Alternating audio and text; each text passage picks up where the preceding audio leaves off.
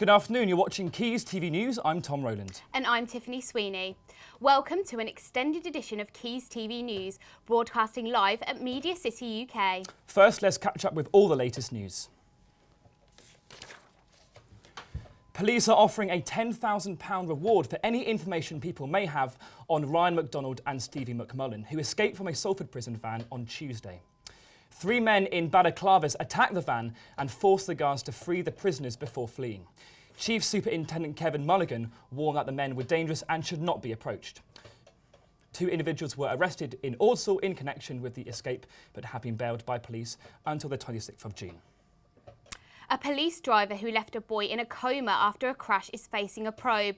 Stuart Richmond was driving at 38 miles per hour in a 30-mile-per-hour zone when he hit 13-year-old Lucas Hibbert. A jury found Richmond guilty of dangerous driving, but he will now face a misconduct probe. Now, with the obvious exception of Margaret Thatcher, politics is famed for being a man's world. However, Hazel Blears is seeking to change that. The MP for Salford recently paid a visit to Salford City College to give a talk on her politics, the country as a whole, and what she gets up to at the weekend. Jonathan Blackburn reports. For Salford, Hazel Blears could be called a trailblazer when it comes to inspiring young people in her area into action. She recently appeared in front of a large audience of students, teachers and members of the public alike at Salford City College to give them a taster of what her politics are really about.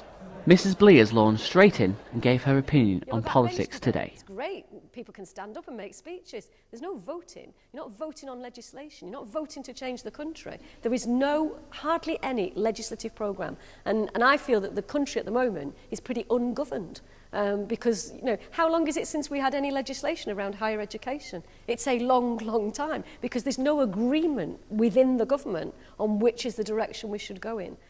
She set the audience on fire, who had their tongues and tweets waggling to discuss everything she talked about, such as stronger legislation on dangerous dogs, to what she gets up to on the weekend. I think it's important that politicians have a life as well as doing their politics. So I enjoy doing a few things, really. I like to dance.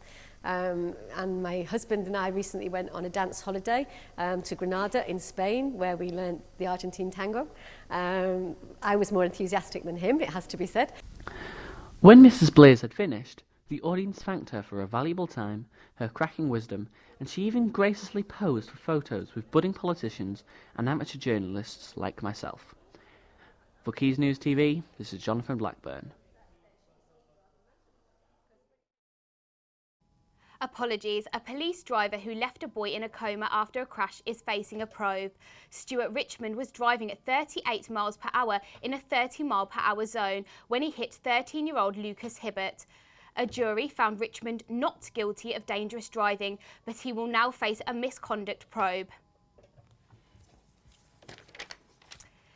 This weekend, the Lowry hosts its first ever food festival. The 3-day event will offer a wide range of food, drink and live entertainment. It will also include masterclasses from celebrity chefs such as Paul Hollywood and Gino D'Acampo.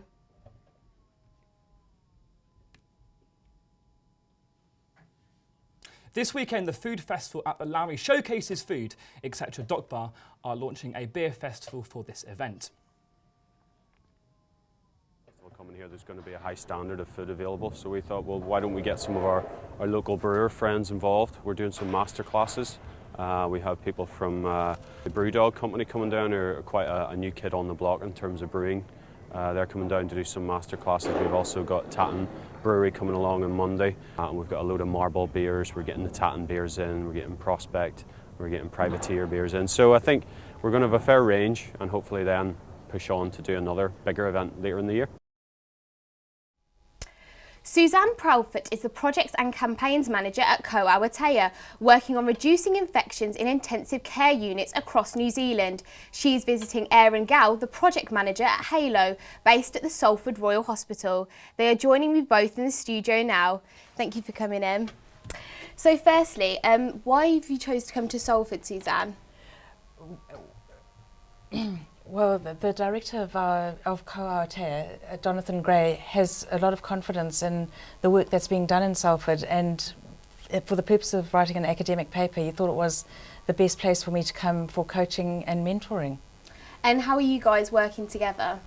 So my role has been to set up visits for Suzanne and make sure she meets the right people in our organisation to write a paper for her and get the skills needed to look at her data, ensure the writing skills are up to scratch, and make sure the work that she's doing is aimed at the right journal we're trying to get it published in. And what are you hoping to achieve here?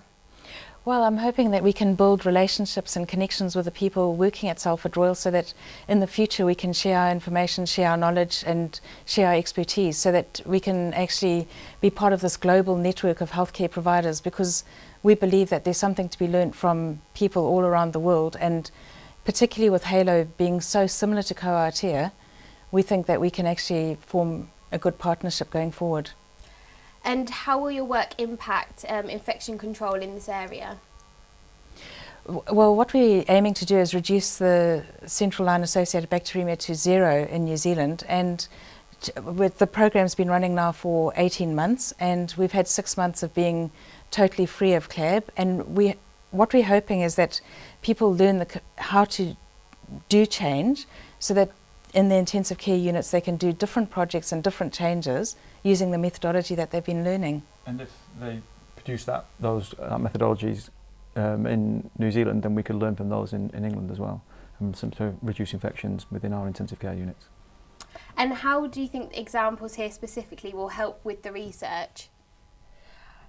I think the fact that you have, within what I've been learning in the last few days, is that you have these national programs running. You've got a huge focus in Salford particularly, and in HALO, and across the country on quality improvement. And you've got some real experts here that I think we can learn from. Okay. I'm just going to ask you a question, Erin. Mm-hmm. Okay, so why is HALO so important in the Northwest? Well, Salford has got excellent healthcare services, so it's got one of the best hospitals in the country and really good integrated primary care organisations. But unfortunately, the people of Salford don't live as long as many other areas in Manchester and the rest of the country. So what HALO is trying to do is bring together organisations such as the Salford University, Salford Royal and other organisations to be part of HALO, to ensure that we can improve the health of people of Salford, and then take that knowledge and then take it around the world or around the country or to other areas, and then can constantly learn from that as well. Okay, good luck with all the projects. Thank you very much. Thank you. Thank you. A multilingual student fed up with the way languages are traditionally learned took matters into his hands and has built a suite of applications designed for learners of Japanese, Russian and French. Ollie Capel, now 21, started working with another budding entrepreneur that he met online when he was just 18. He now runs a site that has thousands of users worldwide and has big plans for the future of language learning. Ollie joins me in the studio now. Thank you very much for coming into Quays TV News Studio, Ollie. Thank you, So, David. how many languages do you speak then? Oh, well, English, and I've learnt Japanese and French to quite a good level, and I'm now learning Italian. That's my next one. And how did you learn those languages initially? Well, I started in school, but then I just kind of spent time in the country. That's ultimately the best way to learn, as well as just working very, very hard, you know, using traditional textbooks and paper flashcards, that kind of thing. Paper flashcards, what are those? Just, you know, you write some vocabulary on a flashcard, write the translation on the back, and just learn vocabulary that way. Easy, nice. So what made you actually start this project in the first place? What was your inspiration? Well, I thought that the way which I learnt languages was deficient. I think that people can take a GCSE and even an A-level in a language, and still they're not comfortable speaking to natives. And I realised this myself, so I thought there must be a better way. And I think technology is the way to do that. And so I thought, you know, why not have all of the things which I did by hand on my computer screen? And so if you bring, you know, native audio and you bring kind of real-life sentences, real-life text, it makes the whole thing a lot more enriching, a lot more fun. Okay. So what can users do on your site? What's the best bit about your site? What can users expect to achieve and see when they go online? Well, I think the best bit about the site is our variety. We have an interactive textbook where people can just really learn the basics of the language. We have different ways of learning particular Japanese characters or ways of conjugating verbs. Plus we also have some games as well. So you can Games, nice. carry on learning whilst still having a bit of fun. And do you think that's the best type of learning? Having a bit of fun in the workplace? I think a bit of both, actually. You know, I think you can be a friend first and a boss second. I think what you can do is you can do the traditional learning, and also you can supplement it with a bit of fun. Okay, so why do you think your language site is much better than any other language site? I wouldn't say it's the best. I'd say that it's for a certain kind of learner. I'd say, if you want to learn kind of just the basics for holiday, if you're just going on holiday, then you could use a different site. But for us, it's more the serious learner, someone that really wants to become fluent and really engage with the natives on a fluent academic level. And very, very quickly, future plans? For me or the site, or for? For you. For me? Yeah. Get married, have kids. For the site, obviously. Right, for the site. More languages. Unbelievable. More of the same, really. Okay. Yeah. Okay, well, thanks very much for coming in. Thank you, David. It's been a pleasure. Thank you. The closure of Molesworth Motor Museum in January was a great loss to the local community. Owner Jim Walkup decided to sell up after Landlords United Utilities wanted to change the terms of his lease. Unable to keep the e-collection in one piece after talks with other museums fell through, he decided to auction off the car and the exhibits. John Burgess has more. It's rather sad, really, that we couldn't find someone to take it on, because it provided, I think, it was an amenity for the local community. It was a day out for people. It was somewhere for car clubs to aim for. We always used to make them very welcome, give a guided tour and a bit of a talk, an illustrated talk. I've got to empty this building because we've got to hand it back to the landlords, United Utilities. We've had a bit of an extension now. So it's given us more time to do this, because you can see it's a massive project just to take the signs down, and all the cabinets full of automobilia, and most of it's been lotted now and catalogued, and that'll go for on sale at Brightwell. Well, with the gates of the museum behind me now firmly closed, the cars and exhibits collected over 42 years of being in business are now to be sold. Many of the exhibits will never see Cheshire again. Having contacted Brightwell's auctioneers in Leominster, 13 cars in the collection was to cross the block. One of the most unusual exhibits on sale was a 1958 Heinkel cabin cruiser with a colourful local history. Jim was keen to see this preserved. I've insisted that they take the garage, because we found that in Chester, and the man said it's not been out of this garage for 35 years. And I said, can I buy the garage as well? What the hell do you want the garage for? And I said, I had this idea to leave it as we found it. So it was all filthy dirty, and there's a picture of that in Cheshire Life in the April issue. I caught up with auctioneer Matthew Parkin to discuss the Molesworth collection in more detail. Could Molesworth be regarded as a one-off? Well, Molesworth is unique, isn't it? I mean, there's nothing else quite like it. So yes, of course it is. And to have both the cars and the automobilia from one source is unique, certainly, yeah. We've had a lot of interest from Cheshire. I mean, so many people around Molesworth and the surrounding area have used Molesworth Museum for many, many years. But of course, it's got an international following as well. And we've had inquiries from all over the world. Venezuela, I think, is the most obscure place we've had. Jim's first ever car, a 1932 McAvoy Special, was also listed. He has fond memories of the car and later passed it to his daughter. It's now incredibly rare, and another McAvoy was also available for another buyer to complete from the spares Jim had collected. Sat with Jim's McAvoy was another famous Molesworth car, the Austin 1800 driven on the 1970 World Cup rally by Yorkshireman Tony Fall. Despite high hopes, the sale of these two cars fell through, having failed to meet their estimate. One car from Molesworth, however, did very well indeed. That car was the Heinkel cabin cruiser, remembered by many as the star of Molesworth Motor Museum, displayed at Brightwell's as it was found 85 miles away in Chester. Now, I think I can honestly say this is the first time I've sold a barn find and sold the barn as well.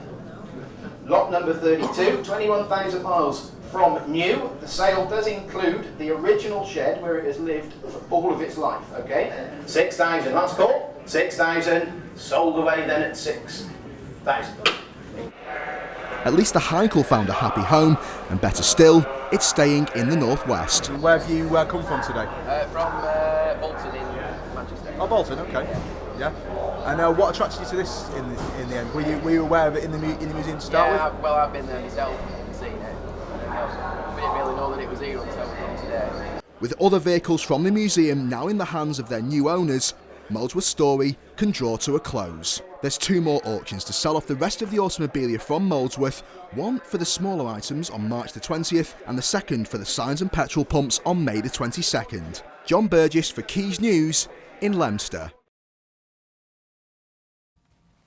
A Manchester-based entrepreneur has created an app that allows the user to become more aware of deals and discounts for bars, restaurants, clubs in and around Manchester. It also has a ticketing feature that allows the student to find club nights without the use of a club rep.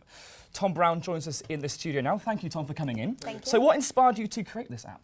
Well, I mean, I was a student, well, I still am a student in Manchester University, and I realised that actually, you know, I don't know half the clubs or bars or restaurants that are in the city, and you get pulled by other student reps about where to go, and I really wanted to explore those. So I think having this is quite a useful way of getting everything else that a city has to offer out to users. Excellent. And how can it help partygoers specifically? Okay, well, we have two features. So the first one, I don't know if you're aware of the problem, but you have club reps. And it's incredibly fan, to be honest, but yeah. Well, this is the app for me. Oh yeah, so it's incredibly hard to track them down sometimes, and also on the club side, they're having to pay them, you know, a fee, obviously. Sure. Our app allows you to have a sort of the ticket on your mobile. Okay. You can buy it from our website, and so you don't have to find these ticketing reps, and you can never worry about losing it.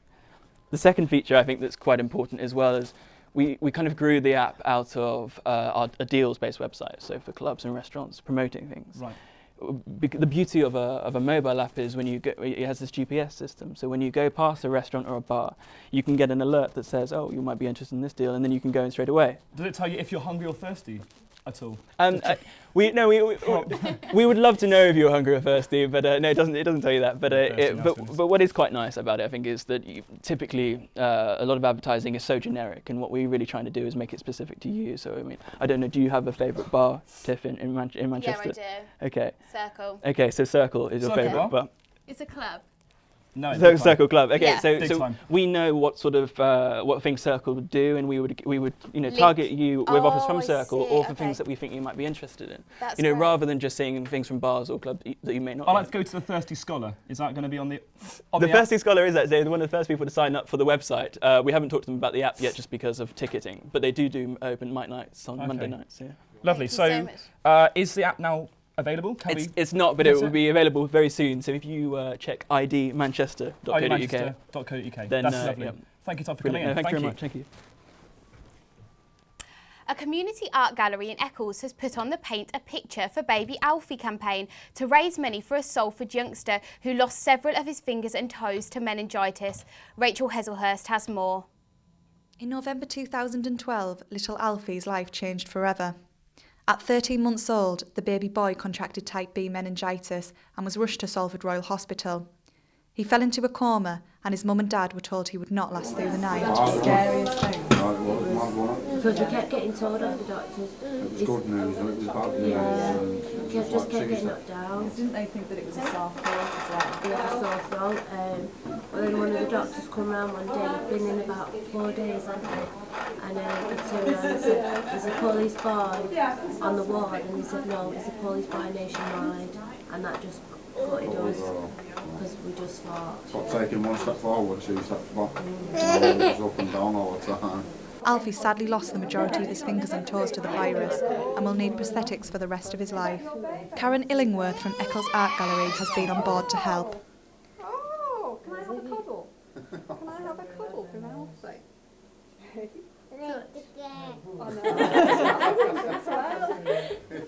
I first sort of learned about Alfie by reading an article on Salford Online. I thought it was such a shame, such a young child who should, be into everything and moving around to have had such a serious illness. I remember they're so incapacitated at the end of it, and I knew that there was something we could do about it to help him. So, we set up a campaign within the gallery, working with Salford Online to kind of push things forward. And how good has the response been? It's brilliant, absolutely brilliant. We've had so much work donated by artists, even by people who haven't worked with us before. The response has been from the whole of Greater Manchester area and Bolton. And the public have just taken it to heart. They were really good last week. Lots of people in, lots of paintings sold, lots of raffle tickets. It's been great, yeah. £400 was raised on Saturday's event, where local artists were popping in all day to donate their work to the cause. It's a brilliant idea, and I think it really does get the community involved. And getting the community involved in the finances of it as well, because each person who comes here is getting a nice original piece of art for a very good price as well, and they're putting something back into the community by doing that and helping baby Alfie out. Alfie's mum and dad are very proud of their son, who is still as happy as ever despite his ordeal. The NHS can only offer Alfie basic prosthetics, so funds raised will go towards private treatment. Alfie will be given more realistic prosthetic fingers and toes, which will help him lead a more normal life and ensure this little boy keeps on smiling. Rachel Heselhurst, Quays TV News, Eccles. Now, for all the latest in entertainment, Kate Emery joins us in the studio. Hi, Kate. Hi, guys. Well, I'll start with the film that everybody's talking about, which is the upcoming release of Fast and Furious 6. Vin Diesel. I cannot wait for this. Dominic Toretto, who is played by Vin Diesel, is tracked down by Agent Hobbs, who proposes a mission for Vin Diesel and his team of drivers to take on. If they succeed, the agent will wipe their criminal records clean and allow them to go and rejoin their families. The film is as action-packed as ever, with lots of special effects and big explosions to be expected. Awesome. Looks like a good one. Nice cars as well. National criminal. I need your help, Dom. Last week, a team of highly coordinated drivers took down a military convoy. This most recent job graduated them to a whole new level. You're gonna help me catch the team responsible. Why is that, Hobbs? This was taken a week ago. So you're going to the premiere of this, Tom? I am, yeah. I'm a massive Vin Diesel fan. Fast and Furious 6, the best double trilogy, because there's not a word for six things together. And if I did say it now, it would be quite rude if you speak Latin. So, yeah, this time, this is like a good film. Lots of explosions. Vin Diesel, obviously. Oh, yeah. Well, Fast and Is this your, type of thing, or...? Definitely. Brilliant. Okay, well, currently on at the Larry Everett is a film that I really want to go and see. It's called 21 and Over. It's come from the writers of The Hangover, and it's a similar kind of film setting. It's about a medical student who has a big interview coming up the day after his 21st birthday, but his friends managed to persuade him to go out on a big night out, and they just have a wild and crazy night, and there's some really funny things that happen. I was killing myself laughing at the trailer. There's some really funny parts. So I reckon this is definitely one to tick off the list. Thank you. So we've had a couple of days of glorious weather here at Media City UK, and hoping to make the most of it is Dock Bar.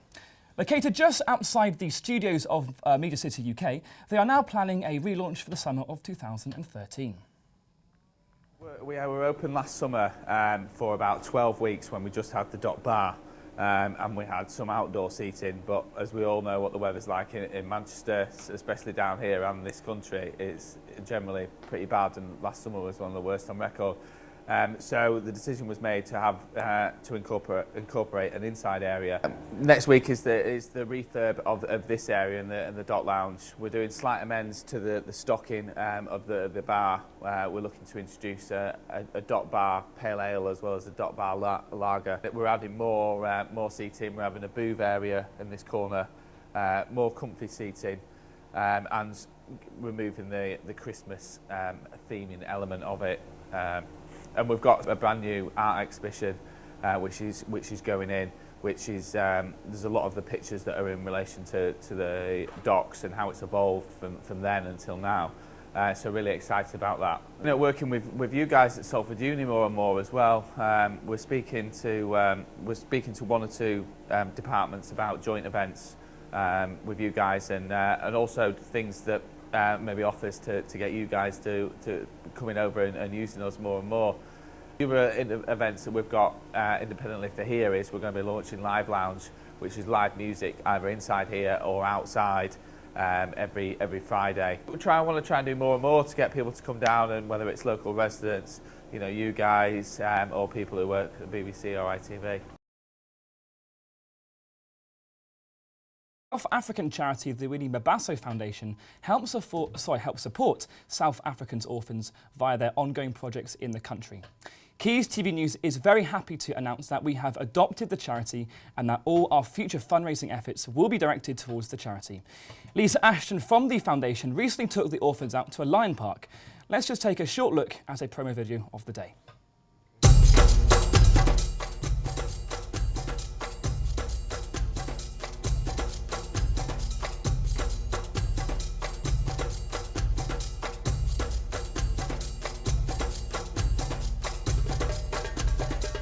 We took 125 kids to Lions Park, and they were so happy.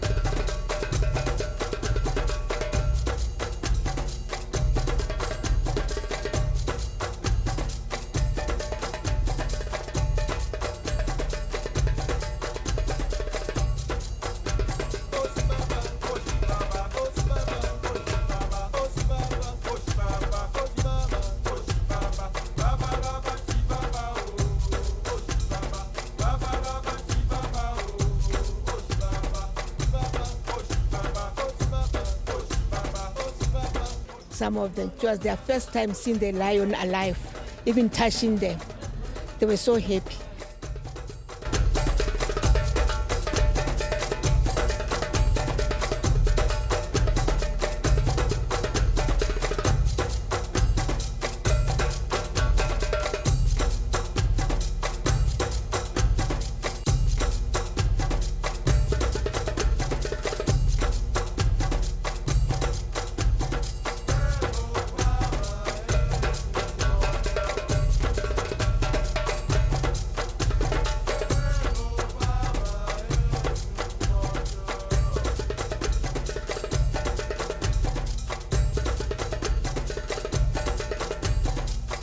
From Linda to the founders of UK, I thank you so much, people, for what you have done, because without you, nothing could happen. We couldn't go further with the project. But for the sake of you, you have done a lot to us. May God bless you.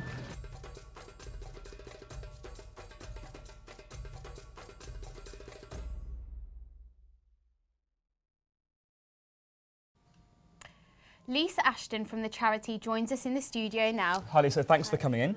So that looked like a great day. So what is all that about? Because I think it's called the Something to Believe party. Yeah, well, last year we had a big fundraising exercise called the Something to Believe in Festival. Basically, we had lots of different venues around the Northwest took part, and we had live music events. The Something to Believe in title came from some friends of mine who are in a band called Room 13, and they'd written the most beautiful song called Something to Believe in, and we promised the children in South Africa that we would make them pop stars for a day.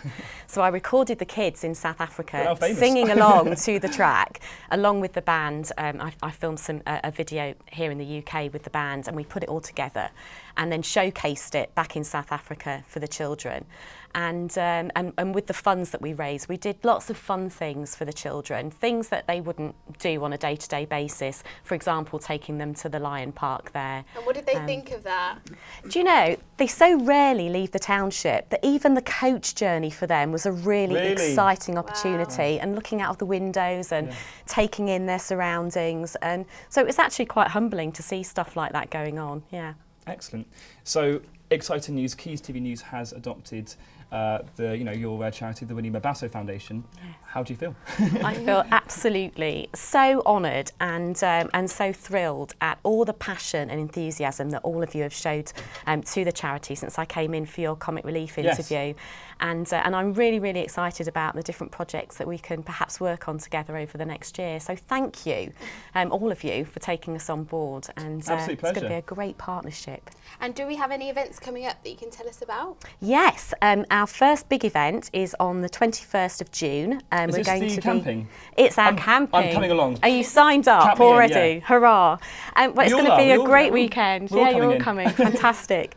And we're going to be doing a sponsored walk. We're going to be having an old-fashioned sports day with egg and spoon races and Hessian sack races, barbecue, picnic, all sorts of fun activities over the weekend. Yeah, it'll be great. Thank you. Thanks for having me. Thank you. Thank you for watching Quays TV News. That was our last programme from 2013. A big thanks to everyone who has been involved in this programme. Thanks again for watching. Goodbye. Goodbye.